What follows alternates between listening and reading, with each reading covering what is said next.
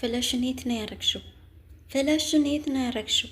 ፍለሽ ውስጥ ብዙ ፋይል አለ፣ የኔን ህይወት ሊያመሰቃቅል የሚችል ተናገሪ እያለ ሰላም ጤና ይስጥልኝ። ውድና የተከበራችሁ የወይኗ ሚዲያ ቤተሰቦች እንኳን ደህና መጣችሁ ወደ ወይኗ ሚዲያ። እንግዲህ ወደ እኔ ሚዲያ ከመጣችሁ አይቀር ላይክ፣ ሸር፣ ሰብስክራይብ በማድረግ ቤተሰብ እንድትሆኑ በፍቅር ጋበዝኩ። ለዛሬ ክፍል 7ን አደራ ድራማ ይዤላችሁ መጥቻለሁ። በክፍል 6 ላይ እንግዲህ ዳግም ፍለሽን ሰርቆ ሲወጣ ብሌን አይታው ግን ደግሞ ከእናቴ ጋር የሚያገናኘኝ ነው እባክሽ ብሎ ስለለመናት ብሌንም ምንም አላለችውም። ፍሌሽን እንዲወስድ ስለፈቀደችለት ፍሌሽን ወስዶ ለታዘዘው ሰው ፋይሉን በኮምፒውተር እንደላከለት አሳውቂያቸዋለሁ። አሁንስ ምን ይፈጠር ይሆን የሚለውን በቀጣይ ክፍል ይዤ እመጣለሁ ባልኩት መሰረት ለዛሬ እንግዲህ በክፍል 7 አቶ በኃይሉ ፍለሹ እንደተሰረቀበት ወይም ደግሞ የፍለሹ ኮፒ የደረሰው ሰው በኃይሉን ደውሎ እንዳስፈራራውና ሙሉ ፋይሉን እንደያዘበት ለአቶ በኃይሉ እንደነገረው አቶ በኃይሉም እሳት ለብሶ እሳት ኮርሶ ወደ እነ ብሌን ቤት ከመምጣቱ ቃልን እንቃርጎ ይዞ ልትበቀለው እንደምትፈልግና ቃል ልትበቀለው እንደሆነ ያንን ፍለሽ እንደወሰደችበት ነበር ያሰበውና በጥፊ እየመታ እያስጨነቃት ነበር። ከክፍልሽ ውስጥ ጃኬቴ ውስጥ ነበር ያስቀመጥኩት። ስለዚህ ይህንን ፋይል ከአንቺ ውጭ ማንም ሊወስደው አይችልም። ለማነው ወስደሽ የሰጠሽው? ህይወቴን ሊያመሰቃቅል የሚችል ብዙ ፋይሎችን የያዘ ነው ያፍለሽ እና አምጭ እያለ ሲያስጨንቃት ነበር። ቃልም እውነት ለመናገር ስለምትለው ነገር ምንም አላውቅም አለችው። አቶ በኃይሉም በጭራሽ አንቺ ክፍል ውስጥ ከአንቺ ውጭ ማን ሊገባ ይችላል? ማን ይሄን ያደርገዋል ብሎ አስጨነቃት። እሷም አላውቅም፣ ምናልባት ይቺ ገረድ ሰራተኛዋ ብሌን ላጽዳልሽ በሚል ስበብ ሁሌ ክፍሌ ውስጥ የምትልከሰከሰው እሷ ነች፣ ምናልባት እሷ ትሆናለች ብላ ቶሎ ብላ ወደ ብሌን ነገሮችን አያያዘች። አቶ በኃይሉም በጣም ተናዶ ብሌን እያለ በጣም ጮኸ። ብሌንም ከኪችን ወደ ሳሎን መጣች። ከዛም በጥፊ ተቀበላት። ፍለሽን የት ነው ያረግሽው? ለማን ነው የሰጠሽው? አንቺ ቀጣፊ ነሽ። እኔ ሰራተኛ ብለሽ ስትመጭ ስላመንኩሽ ነበር። ለካ አንቺ ልትበቀኝ ነው የመጣሽው። የማታውቂ ለማስመሰል አትሞክሪ፣ ይሄን ፊት በደንብ ታውቂዋለሽ እያለ እንግዲህ ብሌንን አስጨነቃት። በእርግጥ ግን ብሌን አቶ በኃይሉን በጭራሽ ልታስታውሰው አልቻለችም። ጭራሹንም እረስተዋለች ከነመፈጠሩ። እሱ ግን ጠንቅቆ ብሌንን ከመጀመሪያውም ገና ሲቀበላት ወደ ቤት ስትመጣ አውቋት ስለነበረ አሁንም ልትበቀለው እንደሆነ ነው ያሰበውና እንቃርጎ ይዞ ሊገላት ሞከረ። ነገር ግን ዳኒ ከውጭ ሆኖ እያየ ነበርና በድንገት አላስቻለውም ሊገላት መሆኑን ሲያይ እሷን ብሌንም በጭራሽ አላውቅም ስለምትለው ነገር እኔ ያንተ ፍለሽ አላየውም ብላ ካደች። ከዛም ተዋት በቃ ብሎ ሲመጣ ዳግም አንተ ስለ ፍለሽ ታውቃለህ ማለት ነው? ምን ማለት ነው ተዋት በቃ? ወይስ አንተ ነህ የወሰድከው ብሎ ነገሮችን ደግሞ ወደ እሱ አፈጠጠበት። እሱም አይ ብሎ የተወሰነ ስለ እናቱ ስለ ፍለሹ ለማንም ከተናገርክ እናት በህይወት መኖሯን እርሳት የሚለውን ቃል ማስታወስ ጀመረና መልሶ ካደ። አይ በጭራሽ አላውቅም ስለምትለው ነገር አለው። ከዛ በኋላም እንግዲህ እንደዚህ እየተጫጫሁ ብሌንን እያፋጠጣት ሳለ ወይዘሮ ሰላም ከወደ ውጭ ወደ ቤት ገባች። ምን ሆናችኋል ሰዎች? የተፈጠረ ነገር አለ? ምንድን ነው? እባካችሁ አስረዱኝ፣ ምንድን ነው የተረባበሻችሁት? እያለች ስታፋጠጣቸው እንግዲህ ቃል ተቀዳድማ ያለውን ነገር ለእናቷ ለማስረዳት ስትሞክር አቶ በኃይሉ ዝም በይ ወደዛ ሂጂ አንቺ በረሮ አለና መልሶ ሶፋ ላይ ከቆመችበት ወረወራት። ከዛም እናትም ደንገጥ ብላ ወደ ልጇ ስትሄድ እንዴት እንድታረጋለህ በኃይሉ? ምን ማድረግ ነው? እንዴት ልጅን ተወረውራታለህ? እያለች ስትጠይቅ እባክሽ ዝም በይ አንቺ ደግሞ ይቺ እኮ እውነተኛ ልጅሽ አይደለችም ብሎ ሳያስበው ይህን ቃል አወጣው። ወይዘሮ ሰላምም ተደናገጠችና ምን ማለት ነው? እየተጫወሽብኝ ነው ማለት ነው? ምን ማለት ነው ልጅሽ አይደለችም ማለት እያለች ወይዘሮ ሰላም ግራ ተጋብታ በጥያቄ እያፋጠጠች ሳለ እሱን ልጅሽን ጠይቂያ ብሎ ጥሏት ወጣ። ብሌንን ግን የመጨረሻ ከባድ ማስጠንቀቂያ እና ከባድ ውሳኔ የሚያስፈልግ መልእክት አስተላልፎላት ነው የሄደው። እሱም ፍለሹን እስከ ማታ ካላመጣሽ ወላጅ አሳዳጊ እናትሽን በህይወት አታገኛትም እርሻት የሚል ነው። ብሌንም እንግዲህ በጣም በተጨነቀ ስሜት ውስጥ ሆና እሺ ብላ ተቀብላለች ሀሳቡን። ይህን ሀሳብ ዳግምም ሰምቷል። እንግዲህ አቶ በኃይሉም ወደ ቤቱ ከሄደ በኋላ ለዛ ለሚታዘዘው ልጅ ደውሎ እባክህ ቶሎና ትልቅ ችግር ተፈጥሯል አለው።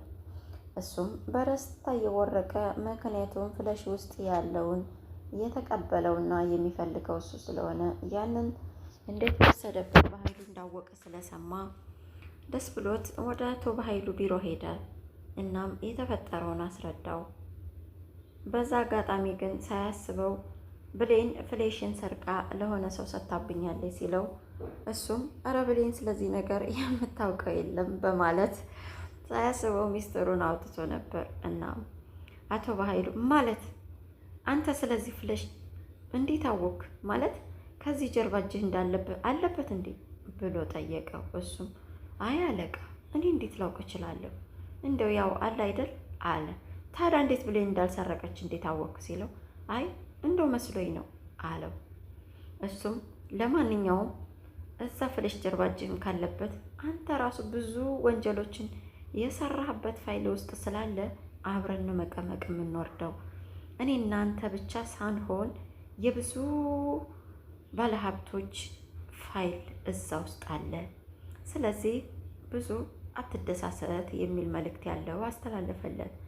ከዛ በፊት ግን የወይዘሮ ብሌን እናት ቤት እንደምገላት ስላስፈራራኋት ምናልባችም የወይዘሮ ብሌን አሳዳጊ ቤቱን ለቃ ልትወጣ ስለምትችል 2 ጠባቂዎችን ወይዘሮ ብሌን አሳዳጊ ቤት አስቀምጣለሁ። እሱም እሺ ብሎ ታዟል። ከዛም እንደወጣ እንግዲህ ለአቶ ዳኒ ደውሎ እናትህ በህይወት ማግኘት የምትፈልግ ከሆነ ያንን ፍለሽ ለአቶ በኃይሉ እንዳሰጥ፣ አለበተቀረ እናትህ በህይወት አታገኛትም። ከሱ የተሻለው ነገር ደግሞ ደስ የሚለው ዜና አቶ በኃይሉን ግደለው ያልኩህን ለጊዜው ሀሳቡን ስለተውኩት በዚህ ደስ ልልህ ይገባል። እናም ፍለሹን በእጄ ልሰጠኝ ይገባል። ዛሬውኑ ከሰጠኝ ዛሬውኑ ወላጅ እናትህን ታገኛታለህ አለው። ብሌን ደግሞ እዚህ ጋር ቃልን እናቷ አጥብቃ ስትይዛት ስምሽ ራሱ የኔ ልጅ ወደ አረብ ሀገር ሲሄድ ብሌን ነበር፣ አንቺ እንዴት ቃል እንደሆንሽ ማወቅ አላውቅም፣ ለምን ቃል ሆንሽ ብላ ጠየቀቻት። እሷም እውነት ለመናገር እኔ ከብሌን ወደ ቃል እንዴት ስሜ እንደተቀየረ ምንም የማውቀው ነገር የለኝም። ከዚህ ይልቅ ለምን በኃይሉን አትጠይቂውም? ግን አሁን አንቺ እናቴ ነሽ፣ ለ10 ዓመት ሙሉ ጥለሽኝ ሄድሽ።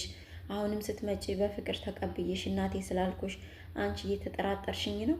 እሱ ስለተናደደ እንጂ እንደዚህ ያለሽ እኔ ልጅሽ ነኝ። ደግሞ ከተጠራጠርሽ ይኸው ቤትሽን ጥዬልሽ እወጣለሁ ብላ እንድታዝንና ወይዘሮ ሰላም እንድትራራላት አደረገቻት። ከዛም በጣም ይቅርታ ልጄ፣ እኔ እኮ ግራ አጋብቶኝ ነው አቶ በኃይሉ እንዴት እንደዛ ሊል እንደቻለ ግራ ገባኝ አለቻት። በቃ እንደውም እኔን አትፈልጊኝም ማለት ነው? እኔ ብቻ ነኝ እናትነትሽን የምፈልገው። አንቺ ልጅነቴን አልፈለግሽም። ብትፈልጊማ ኑሮ ብሌን በሰረቀችው በኃይሉ እንደዛ ሲመታኝና ሲወረውረኝ ምንም አልተናገርሽውም። እንደዚሁም ደግሞ ብሌን ሰርቃ በእኔ እየተሳበበ እስካሁን ብሌንን ቤትሽ አስቀምጠሻታል። ስለዚህ የምትወጂኝ ከሆነ ብሌንን ነገ ዛሬ ሳትይ ዛሬውኑ ከቤት አስወጫት። ከዚህ ቤት እንድትሰራ አልፈልግም አለቻት። እሷም ልጅ እንደዚህ አትበይ፣ ይህን ማድረግ አልችልም፣ ብሌን ትስራ እዚህ ቤት ታያት፣ በቃ የመጨረሻ ማስጠንቀቂያ ሰጣታለሁ ብላ ብትለምናትም ቃል ብሌን ከዚህ ቤት ካልወጣች እኔ ቤቱን ጥዬልሽ እወጣለሁ፣ እስከ ነገ ከዚህ ቤት ልታስወጫት ይገባል ብላ ተነስታ ከጣገቧ በሯን ቆልፋለች።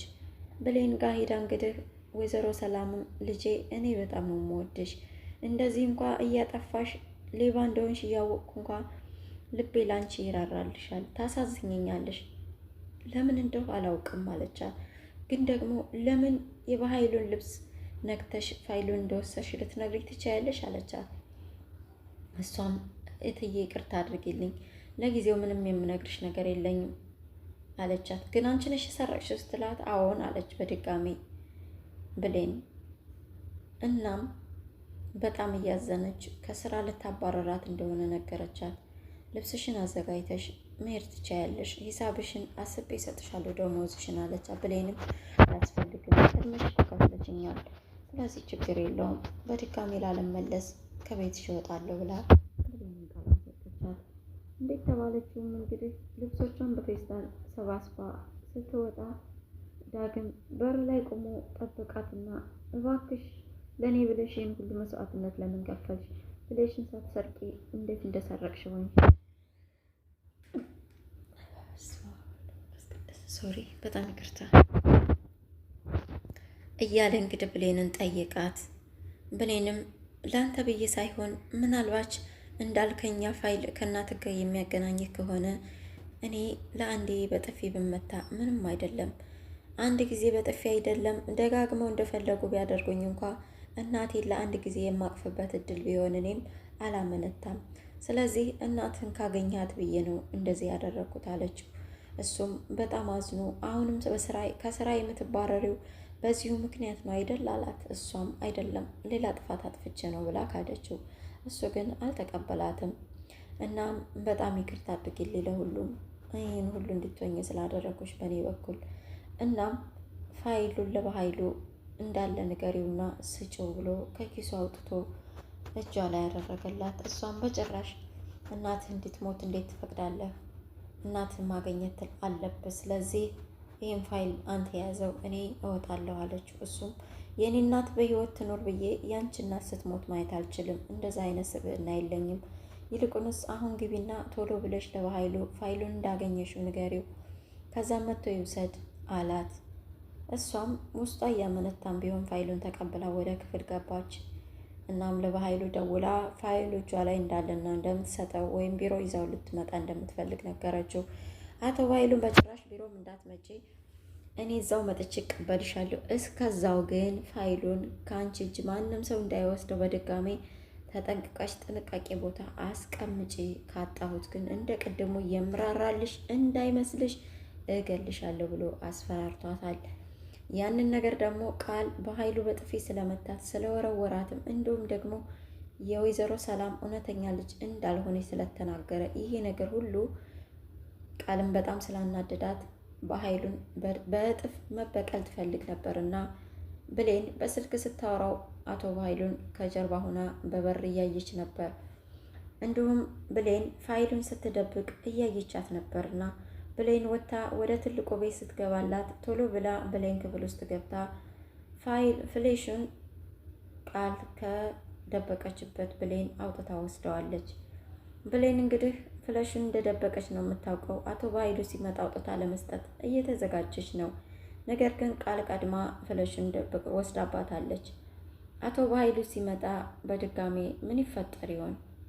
ማለት ቃልን እንደዛተው ይገላት ይሆን ወይንስ ደግሞ ብሌንን እንደዛተባት ፍለሽን ስላልሰጠችው ይገላት ይሆን ወይንስ ቃል ደግሞ ፍለሽን እንደያዘችው ታስፈራራው ይሆን? በሚቀጥለው ምን ይፈጠር ይሆን? እዚህ ጋር ዳግምም እናትህን ፍለሽን በእጅ ካላመጣ በእጅ እንደገደል ካቆጠረው የሚል ትልቅ ሐዘን ተነግሮታል። ፍለሽን ደግሞ ለብሌን ሰጥቷታል። ብሌንም ለአቶ በኃይሉ እንዳለ ተናግራለች። በጣም ውስብስብ ያለ ነገር ላይ ነው ያለው። ክፍል 8 በጣም አጓጊ እንደሆነ ሁላችንም እናስባለን። በጣም አጓጊውን ፓርት በክፍል 8 ይዤላችሁ እስከምመጣ ባላችሁበት ሰላማችሁ ይብዛ እያልኩኝ ቤተሰብ ያልሆናችሁኝ ሰብስክራይብ በማድረግ ቤተሰብ እንድትሆኑ በፍቅር ጋበዝኩ። ቤተሰብ የሆናችሁ ደግሞ ቪዲዮውን ላይክ፣ ለወዳጅ ዘመድ ደግሞ ሸር በማድረግ እንድትተባበሩ በፍቅር እጠይቃችኋለሁ። ሰላማችሁ ይብዛ።